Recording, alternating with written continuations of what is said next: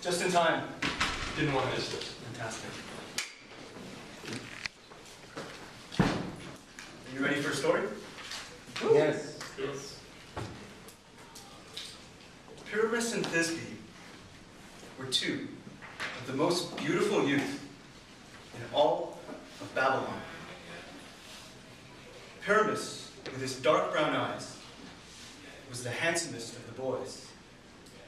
Thisbe, with her ivory white skin, was the fairest of the maidens.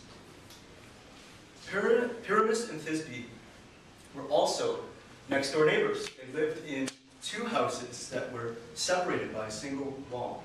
So it was no surprise that it was only a matter of time until friendship blossomed into love. Pyramus and Thisbe would gladly have married, but their parents conspired against them. They forbid Pyramus and Thisbe from talking. "Cruel parents," cried Thisbe, "why do you keep two lovers apart?" But they still conversed, communicating through signals and winks, and their love only grew more intense over time. Finally, when it seemed like they would never be able to talk to one another, they discovered that in the wall that separated their two houses, there was a tiny crack. Every night, when everyone else was asleep, Pyramus and Thisbe would sneak down through the house to the wall and whisper through the crack tender messages of love. They would stand by the wall, Pyramus on this side, Thisbe on that, and their breaths would mingle through the crack in the wall. But the wall conspired against them. Its very presence prevented them from seeing each other. "Cruel wall!" cried Pyramus. Why do you keep two lovers apart?" Just when it seemed like they would never be able to see each other, Pyramus and Thisbe agreed. The following night, when all was still, when everyone was asleep, they would both sneak away and meet in secret. Thisbe was the first to leave. She rushed out of her house when her parents were asleep and covered herself in a purple veil. She raced to the agreed-upon meeting place, underneath a white mulberry tree, high atop a grassy hill that overlooked their homes. As Thisbe was waiting for Pyramus underneath the mulberry tree, she suddenly froze in a look of terror. Stalking towards Thisbe, stalking towards the mulberry tree, was a fierce-looking lion, fresh from a recent kill. The lion had yellow eyes and dark blood dripping from its jaws. "Cruel lion!" cried Thisbe. "Why do you keep two lovers apart?" The lion looked at Thisbe, Thisbe looked at the lion, one with fear, the other with hunger. Thisbe ran as fast as she could, away from the mulberry tree, ran and hid in a nearby cave. As she ran, though, the purple veil dropped from her head and lay underneath the mulberry tree. Up stalked the lion.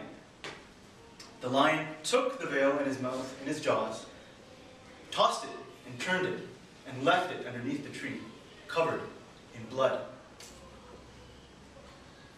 Next came Pyramus. He raced from his house while everyone was asleep, carrying a knife just in case of danger, and rushed to the agreed-upon meeting place, underneath the white mulberry tree, high atop the grassy hill that overlooked their homes. Pyramus approached the mulberry tree looking for his Thisbe, but when he saw the bloody footprints of the lion, his heart wrenched. He went a little bit further, closer to the tree, and suddenly the color fled from his cheeks. On the ground was the bloody veil of his love, Thisbe. "Cruel death!"